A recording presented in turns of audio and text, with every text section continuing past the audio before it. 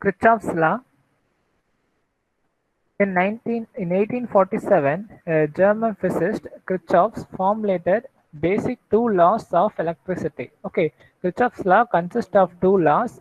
One is the Kirchhoff's current law and the other one is Kirchhoff's voltage law. Okay, these two laws are used in analysis of DC circuits and also used to find the parameters such as voltage and current flowing in a DC circuit. These laws are used to simplify the network analysis process. Okay, there are a lot of laws present in the circuit complexity reduction principles. Okay, the basic law is the Kirchhoff's law, and this Kirchhoff's law is still used nowadays to reduce the complex circuits into a simple circuits. I already said there are two laws. One is Kirchhoff's current law and another one is Kirchhoff's voltage law. First, we will be seeing about the Kirchhoff's current law. Kirchhoff's current law states that the total current entering the junction is equal to the current leaving the junction. Okay,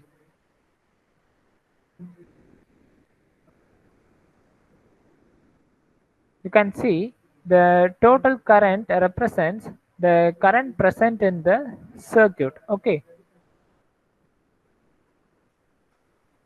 Okay. This is a circuit diagram over here. You can see there are several currents flowing in the circuit, and this center point is known as node connection. Okay, the center point where all the currents are meeting at a point is known as node. Okay, if you see this node, the I1 current is coming inside the node. Okay, whereas the I2 current is leaving the node. Whereas I4 current is going inside the node and I3 current is leaving the node. Okay, similarly the I5 current is entering the node. Okay, so we can say the currents I1, I4 and I5. The currents I1, I4 and I5 are entering the node, whereas the other currents I2 and I3 are leaving the nodes. So we can easily come up with the equation known as I1 plus I4 plus I5 will be equal to I2 plus I3. So the law states that the total currents entering the junction, that is the currents entering the junction, will be equivalent to the current leaving the junctions. So the currents which are entering are I1 plus I4 plus I5, and the current which are leaving the junction are I2 and I3. So the three currents I1, I4 and I5 are entering the junction, whereas I2 and I3 is leaving the junction. There is also another law. The algebraic sum of all the currents meeting at a point is 0. So while you are taking this I2 and I3 in the left hand side, then we will get I1 plus I4 plus I5 minus I2 minus I3 will be equivalent to 0. Okay, there are two similar laws for Kirchhoff's current law. One is the current law states that total current entering the junction is equal to current leaving the junction. Okay, the same is the algebraic sum of all the currents meeting at a junction point is 0. Okay, both the laws are similar and states the same result. Okay, now let us move to Kirchhoff's voltage law. Kirchhoff's voltage law states that in a closed electric circuit, the algebraic sum of potential rise is equal to the sum of the potential drops. Okay, this is a very simple circuit consisting of a single battery and three resistors of different value R1, R2 and R3. We know these three resistors are connected in series, so a single current I will be flowing in the circuit and it is represented in this arrow sign. So we know that the current started from the positive terminal of the battery towards the resistance R1 and to the resistance R2 and to the resistance R3, and it will enters into the negative terminal of the battery. The current direction is represented as shown in here. Okay, it starts from plus and goes through this and again come back to minus. Okay, now you once again read the voltage law. The KVL states that in a closed electric circuit, the algebraic sum of potential rises is equal to the sum of the potential drops. Okay, so what it represents is the potential rise. What is the potential rise and what is the potential drop? You need to know these things. Okay, the potential rise is represented as the battery. Okay, the battery is represented as potential rise, whereas the potential drops are represented as the voltage drop across this resistance R1 and the voltage drop across the resistance R2 and the voltage drop across the resistance R3. So we can say the potential rise V will be equivalent to the total current, which is I into R1. This represents I into R1 represents the voltage drop across the resistance R1, IR1. Okay. Similarly, I into R2 represents the voltage drop across IR2. Then IR3, which represents the voltage drop across the R3 resistances. So the voltage law states that in a closed electric circuit, the algebraic sum of potential rises, that is V, will be equivalent to the sum of all the potential drops across the circuit. Okay, you can say this is one potential drop, which is IR1, and this is another potential drop IR2, and another one is IR3. So we are going to add IR1 plus IR2 plus IR3, where V is the potential rise, will be equivalent to the sum of all the potential drops such as IR1, IR2 and IR3. We are going to add all these drops. Okay, this is stated by Kirchhoff's voltage law. A small example for Kirchhoff's current law. Find the current I5 flowing through the branch. Okay, this is the same circuit. Here you can see the I5 current is not given. You need to find the current flowing through the branch I5. Okay, we know the currents I1 is equal to 1 ampere, I2 is equal to 1 ampere, I4 is equal to 1 ampere and I3 equal to 2 amperes. Okay, so we need to find this current. So according to Kirchhoff's current law, we know that the currents which are flowing or meeting at a junction will be equivalent to 0. So we may say the current I1, I4 and I5 are entering the junction. So we are going to I1 plus I4 plus I5. These three currents are entering the junction, whereas the current I2 and the current I3 are leaving this junction. So we are going to make minus I2 and minus I3, which is equivalent to 0. Okay, now substituting all the known values, we will get I1 is equal to 1 ampere, I4 is 1 ampere. We don't know the current I5, which is same as I5, and the current I2 is 1 ampere, and the current I3 is minus 2 amperes, will be equivalent to 0. So while simplifying this, we will get I5 is equal to 1 ampere. So now we can find the current I5 which is flowing in this branch, which is nothing but 1 amperes. So easy to find the currents which is flowing in the branch I5.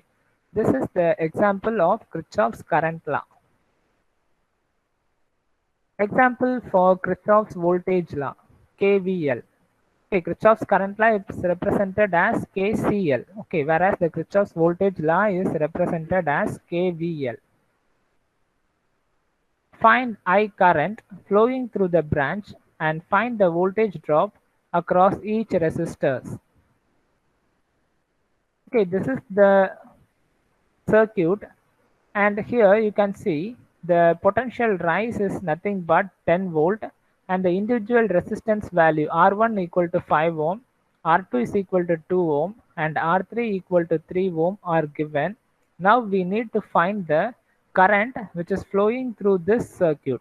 To do this, we know the Kirchhoff's voltage law, which is the potential rise will be equivalent to the sum of all the potential drops across the circuit. So we know potential rise is V, which will be equivalent to the sum of potential drops, which is I into R1 is one potential drops, plus I into R2 is another potential drop, and I into R3 is another potential drop. So the potential rise V, which will be equivalent to IR1 plus IR2 plus IR3.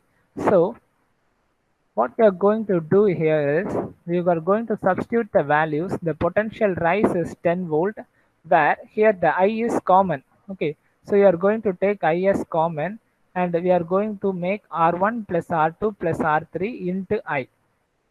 So now we can substitute all the values, which is R1 is 5 ohm, R2 is 2 ohm, and R3 is 3 ohms. Okay, so while adding this, we will be getting 10.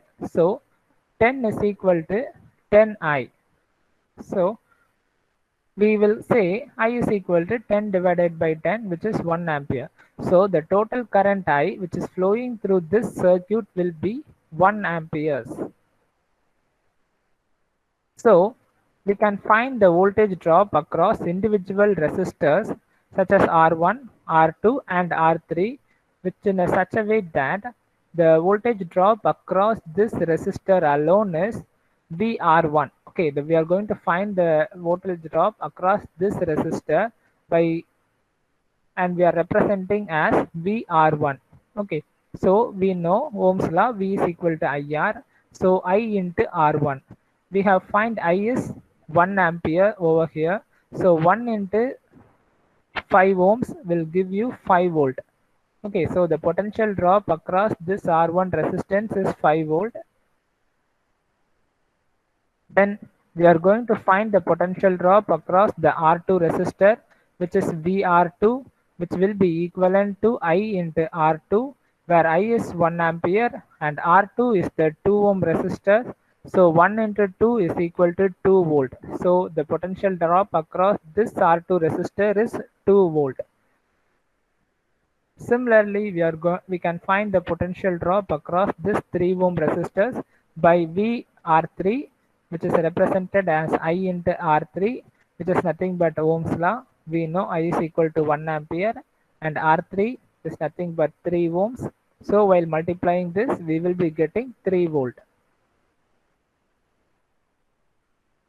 Determination of voltage signs. Okay, for a big problem, while we are doing a 8-mark problem, we need to find the determinations of voltage signs. Okay, so to determine these things, there are 4 such criteria. One is the rise in voltage. Okay, rise in voltage is given by a positive sign. Okay, that is, if current direction goes from negative terminal of the battery to the positive terminal of the battery, then there is a rise in potential. Okay, you can assume this is a battery, this is the negative terminal of the battery, and this one is the positive terminal of the battery, and this is the direction of flow of current. So if you assume that the current is flowing from A terminal to B terminal, in such a case, the negative terminal of the battery is the first one where the current starts to enter, and the positive terminal where the current leaves the battery. Then the rise in voltage is represented as plus E. Okay, which is plus is important. Okay, next see fall in voltage. Okay, here the fall in voltage is same, but you can see here the current is entering from negative to positive terminal, whereas here the current is entering from positive terminal to the negative terminal. Okay, from this direction. So we represented as minus E. Okay, while seeing a big question or 8-mark problem, you can understand in a very clear way. For a deterministic way, I am telling that like this. Okay, if the current is moving from negative to positive terminal, you have to represent as plus E. Okay, the current is from positive terminal to the negative terminal, then it is known as fall in voltage, and it should be represented as minus E. The next one is fall in potential. Okay, a fall in potential occur if we go through the resistor in same direction as current. That is, The current flows from higher potential to the lower potential, hence the voltage is negative. Okay, if you see, this is the resistance symbol, and you can see the positive terminal and the negative terminals, that is the signs are marked in the resistor, and you can see the current is flowing from the positive terminal towards the negative terminal of the resistor. So there is a fall in potential. Okay, this represent you need to make a minus V equivalent to minus IR, which is nothing but Ohm's law. V is equal to IR. We are going to say, because the current is moving from positive terminal of the battery towards the positive terminal of the resistor towards the negative terminal, so we need to make minus V equivalent to minus IR. Whereas this one is the rise in potential. Here you can see the sign of the resistor has changed. Here it is plus and minus, whereas here it is minus and plus, but the motion is the same. So we are intimating as rise in potential, and we are representing as plus V equal to plus IR. So don't worry about this fall in potential and rise in potential. It is just a theory. Okay, you need to be careful in a rise in voltage and fall in voltage. Okay, while seeing a 8-mark problem, we will be defining more clear in how to assign the signs in the battery as well as the current directions.